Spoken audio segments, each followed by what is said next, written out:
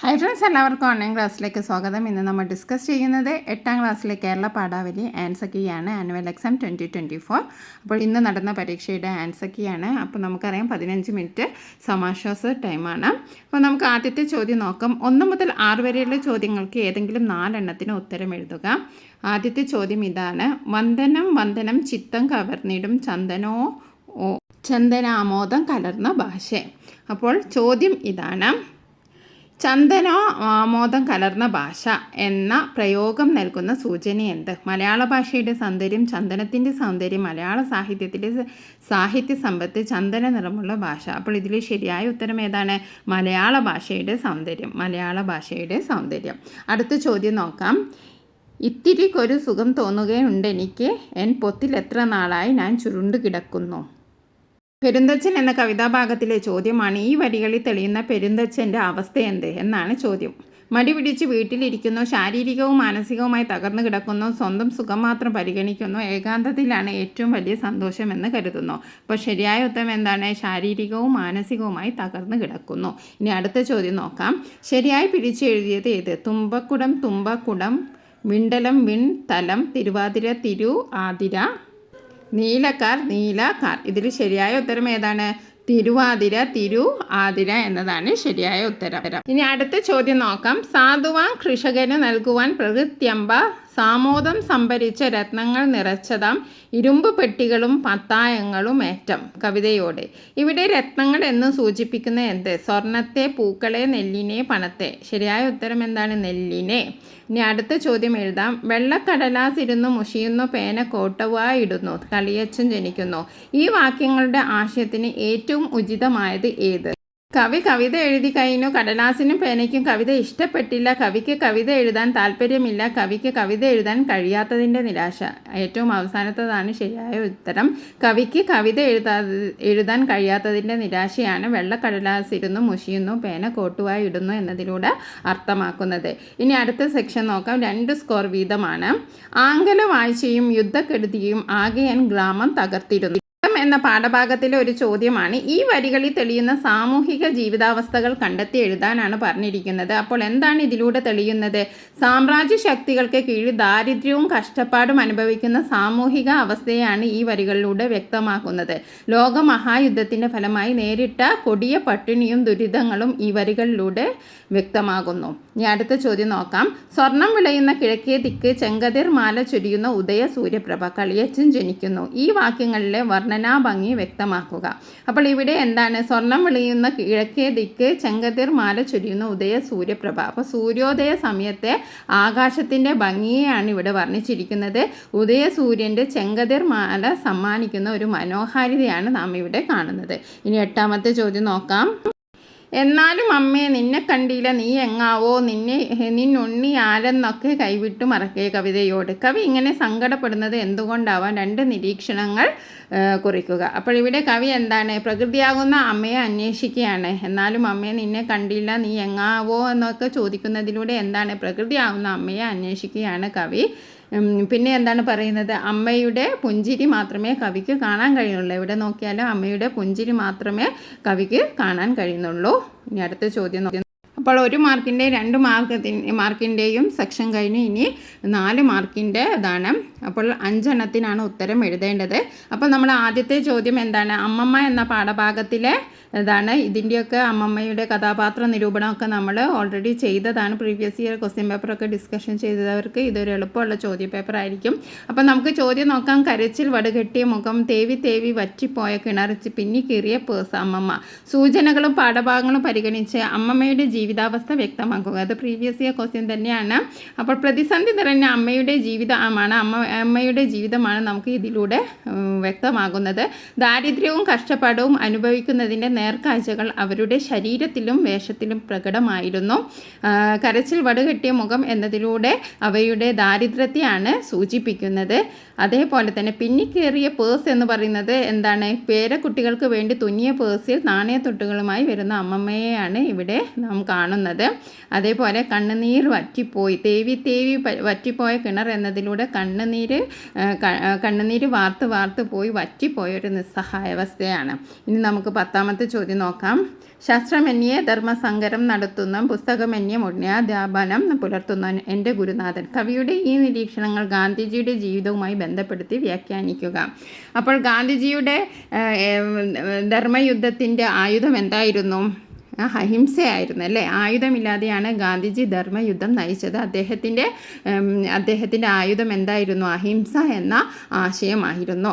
അതേപോലെ നിരാഹാരം, നിസ്സഹരണം, മൗനവ്രതം എന്നീ സമരമുറകളിലൂടെ അദ്ദേഹം ബ്രിട്ടീഷുകാർക്കെതിരെ പോരാടി. പുസ്തകങ്ങൾക്കപ്പുറത്ത് ജീവിത പാഠം പഠിപ്പിച്ചു. എളിമയും ത്യാഗവും ജീവിതത്തിലൂടെ കാണിച്ചു തന്നു. ഇനി 11ാമത്തെ ചോദ്യം നോക്കാം. ആത്മാഭിമാനവും ആത്മവിശ്വാസവും തിരിച്ചു തന്നതിലൂടെ എനിക്കവൻ എൻ്റെ ജീവിതം തന്നെയാണ് കൃഷ്ണ തിരിച്ചു തന്നത്. നിങ്ങളെല്ലാം ഇന്ന് കാണുന്ന ഈ ജീവിതം സുയോധനന് അന്ന് എനിക്ക് ദാനമായി നൽകിയ ജീവിതമാണ്. ധർമ്മിഷ്ഠനായ രാധേയൻ. പാഠസന്ദർഭം വിശകലനം ചെയ്ത് കർണനും സുയോധനനും തമ്മിലുള്ള ബന്ധത്തിൻ്റെ പ്രത്യേകതകൾ കണ്ടെത്തി കുറിപ്പ് തയ്യാറാക്കാനാണ്. എല്ലാവരാലും അപമാനിക്കപ്പെട്ട കർണന് പുതിയ ജീവിതം നൽകിയത് ആരാണ്? ദുര്യോധനനാണ്. അതുകൊണ്ട് തന്നെ ആപത്ഘട്ടത്തിൽ ദുര്യോധനനെ കൈവിടാൻ കർണൻ തയ്യാറല്ല. കർണന് ആത്മാഭിമാനം പകർന്നു നൽകിയത് ദുര്യോധനാണ്. പാണ്ഡവർ തൻ്റെ സഹോദരന്മാരാണെന്ന് അറിഞ്ഞിട്ടും മരണം ഉറപ്പാണെന്ന് അറിഞ്ഞിട്ടും അവർ ദുര്യോധനനെ പിന്തുണയ്ക്കുകയാണ്. അപ്പോൾ ഇവിടെ ഇവർ തമ്മിലുള്ള ഒരു ആത്മബന്ധം നമുക്ക് കാണാം. ഇത്രയും ആശയങ്ങളൊക്കെ വികസിപ്പിച്ചെഴുതി നിങ്ങൾക്ക് 4 മാർക്ക് ലഭിക്കും. ഇനി അടുത്ത ചോദ്യം നോക്കാം. കവിതയോട് എന്ന പാഠഭാഗത്തിലെ ഒരു ചോദ്യമാണ്. പശ്ചിമ തടാകത്തിലിറങ്ങി സ്നാനം ചെയ്തു ഇപ്പോൾ ചെമ്പട്ടുടുത്തു അർക്കദീപവും കയ്യിലേന്തി പ്രാർത്ഥനക്കായി ചെല്ലും സന്ധ്യയാം പെൺകുട്ടി. കവിതയോട്. വരികൾ വിശകലനം ചെയ്ത് കാവ്യഭംഗി വ്യക്തമാക്കുക. അപ്പോൾ പശ്ചിമ തടാകത്തിലിറങ്ങി സ്നാനം ചെയ്തു ഇപ്പോൾ ചെമ്പട്ടുടുത്ത് അർക്കദീപവും കയ്യിലേന്തി. അപ്പോൾ ഇതിൽ എന്താണ് പറയുന്നത്? അസ്തമയ സൂര്യനെ സാദൃശ്യപ്പെടുകയാണ്. ആരോടാണ് സാദൃശ്യപ്പെടുത്തുന്നത്? സന്ധ്യാവന്ദനത്തിന് വിളക്കുമായി വരുന്ന പെൺകുട്ടിയോടാണ് പശ്ചിമ തടാകത്തിലിറങ്ങി സ്നാനം ചെയ്യുന്ന അസ്തമയ സൂര്യനെ സാദൃശ്യപ്പെടുത്തുന്നത്.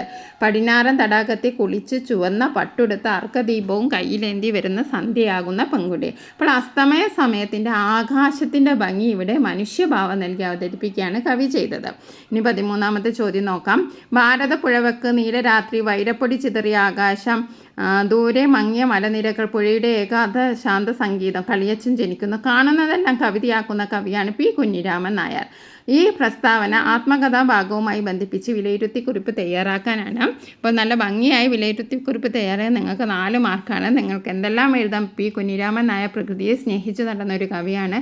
പ്രകൃതിയുടെ സൂക്ഷ്മഭാവങ്ങളെ വളരെ മനോഹരമായി അവതരിപ്പിച്ച ഒരു കവിയാണ്. കവിയുടെ കാൽപ്പാടുകളിലെ ആലങ്കാരിക പ്രയോഗങ്ങളാണ് ഭാരതപ്പുഴവക്ക്, നീലരാത്രി, വൈരപ്പൊടി ചിതറിയ ആകാശം. അതായത് ഭാരതപ്പുഴയുടെ സൗന്ദര്യത്തെ മതിമറന്ന് ആവിഷ്കരിച്ച കവിയാണ് പി. കുഞ്ഞിരാമൻ നായർ. ഇനി നമുക്ക് അടുത്ത ചോദ്യം പെരുന്തച്ഛൻ എന്ന പാഠഭാഗവുമായിട്ടാണ്. എൻ കരം തോറ്റാൽ എന്താണ്? എൻ മകൻ ജയിക്കുമ്പോൾ എൻ കണ്ണിലുണ്ണിക്കേലും പുകളൻ പൂകളല്ലേ. കൊച്ചനെ സ്തുതിക്കുമ്പോൾ എൻ മുഖം മങ്ങിപ്പോലും തച്ചനായാലും ഞാനൊരു അച്ഛനല്ലാതായി പോകുമോ. സമൂഹത്തിൻ്റെ അപവാദ പ്രചരണങ്ങൾക്ക് ഇരയായി തീർന്ന മനുഷ്യരുടെ ആത്മസംഘർഷങ്ങളാണ് പെരുന്തച്ഛൻ്റെ ഈ അഭിപ്രായത്തിലുള്ള നിങ്ങളുടെ പ്രതികരണം കുറിക്കാനാണ്. അപ്പോൾ അപവാദ പ്രചരണങ്ങളെ മറികടക്കുക വളരെ ദുഷ്കരമാണ്. മക്കളുടെ ഉയർച്ചയിൽ അഭിമാനിക്കാത്ത അച്ഛന്മാരുണ്ടാവില്ല. തനിക്ക് മീതെ തൻ്റെ മകൻ ഉയരണമെന്നാണ് എല്ലാ പിതാക്കളും ആഗ്രഹിക്കുക. അതേപോലെ തന്നെയാണ് പെരുന്തച്ഛനും ആഗ്രഹിച്ചത്. അതിലാണ് തച്ചൻ എന്നതിലപ്പുറം താനൊരു അച്ഛൻ കൂടിയാണെന്ന് പെരുന്തച്ഛൻ പറയുന്നതിൻ്റെ ആശയം അതാണ്. തൻ്റെ മക്കളുടെ ഉയർച്ചയിൽ അഭിമാനിക്കുന്ന ഒരു അച്ഛനാണ് താനും. ഈ ദുഷ്പ്രചാരങ്ങളിലൊന്നും ഒരു കാര്യവുമില്ല എന്നുമാണ് പെരുന്തച്ഛൻ പറയുന്നത്. അടുത്തത് 6 മാർക്കിൻ്റെ 3 ചോദ്യങ്ങളാണ്. അതിൽ 2 എണ്ണം നിങ്ങൾ എഴുതിയാൽ മതി. എളുപ്പമുള്ള നമ്മൾ ഡിസ്കസ് ചെയ്ത ചോദ്യങ്ങൾ തന്നെയാണ് വന്നിരിക്കുന്നത്. ഓക്കെ, അപ്പോൾ നമുക്ക് ആദ്യത്തെ ചോദ്യം നോക്കാം. കേരള തൂമൊഴി എന്ന് കേട്ടാൽ കോരിത്തരിപ്പിൻ്റെ കൊയ്ത്തുകാലം, മാണിക്യ വീണ. അതേപോലെ എൻ്റെ ഭാഷ എന്ന കവിതാഭാഗത്തിൽ നിന്നുള്ള ഒരു പ്രശസ്തമായ വരികളാണ്. മറ്റുള്ള ഭാഷകൾ കേവലം ധാത്രിമ, മർത്യന് പെറ്റമ്മ, തൻ ഭാഷ. ഓരോ മനുഷ്യനും അമ്മയോളം പ്രിയപ്പെട്ടതാണ് മാതൃഭാഷ. വരികളും പ്രസ്താവനയും വിശകലനം ചെയ്ത് മാതൃഭാഷയുടെ പ്രാധാന്യം എന്ന വിഷയത്തിൽ ഉപന്യാസം തയ്യാറാക്കുക. അപ്പോൾ നമ്മൾ ആദ്യം ടൈറ്റിൽ എഴുതുക മാതൃഭാഷയുടെ പ്രാധാന്യം. അപ്പോൾ അമ്മയും ഭാഷയും നമുക്ക് ഒന്ന് തന്നെയാണ്. അമ്മയ്ക്ക് എങ്ങനെയാണോ നമ്മൾ സ്ഥാനം കൊടുക്കുന്നത്. അതേപോലെ തന്നെ വള്ളത്തോൾ മലയാള ഭാഷയ്ക്ക് പെറ്റമ്മയുടെ സ്ഥാനമാണ് നൽകുന്നത്. അമ്മിഞ്ഞ പാലിനൊപ്പമാണ് മാതൃഭാഷ പകർന്നു കിട്ടിയത്. അപ്പം നമ്മുടെ മാനസിക വികാസത്തിൽ മാതൃഭാഷയുടെ പങ്ക് ചെറുതല്ല. ഭാഷ നേരിടുന്ന വെല്ലുവിളികളെ എതിർത്ത് തോൽപ്പിക്കുകയാണ് നമ്മൾ വേണ്ടത്. മാതൃഭാഷയിൽ അധിഷ്ഠിതമായ വിദ്യാഭ്യാസമാണ് നമുക്ക് വേണ്ടത്. ഈ 2 കവിതാ വരികളിലും മാതൃഭാഷയുടെ മഹത്വവും പ്രാധാന്യവുമാണ് ആവിഷ്കരിക്കുന്നത്. ഇനി അടുത്ത ചോദ്യം എന്താണ്? ആശാൻ്റെ കീർത്തിമുദ്ര എന്ന പാഠഭാഗവുമായി ബന്ധപ്പെട്ടതാണ്. അപ്പോൾ ഇതിലെന്താണ്? താൻ അന്നും ഇന്നും കലാസഭയ്ക്ക് വേണ്ടി ജീവിതം ഒഴിഞ്ഞു വെച്ചവരാണ്. ആശാൻ കിരീടം തൊട്ട് വന്ദിച്ചു നമസ്കരിച്ചു. എന്തുകൊണ്ടോ അരങ്ങൊഴുകുന്നതിന് മുമ്പായുള്ള അവസാനത്തെ വേഷം അതുകൊണ്ട് അരങ്ങു തകർക്കുന്ന കളിയാവും കീർത്തിമുദ്ര. ആശാൻ എന്ന കഥാപാത്രത്തിൻ്റെ സവിശേഷതകൾ എന്തെല്ലാം? കഥയിലെ മറ്റു സന്ദർഭങ്ങളും പരിഗണിച്ച് കഥാപാത്ര നിരൂപണം തയ്യാറാക്കാനാണ്. അപ്പോൾ 6 മാർക്കിൻ്റെ ചോദ്യമാണ്. അപ്പോൾ നമുക്കറിയാം, നമ്മൾ പാഠഭാഗവുമായിട്ട് വിശകലനം ചെയ്തതാണ്. കളിയോടുള്ള ആത്മാവർത്തനവും തൊഴിലിനപ്പുറം കളിയോടുള്ള സ്നേഹവുമായിരുന്നു ആശാനെ നയിച്ചത്.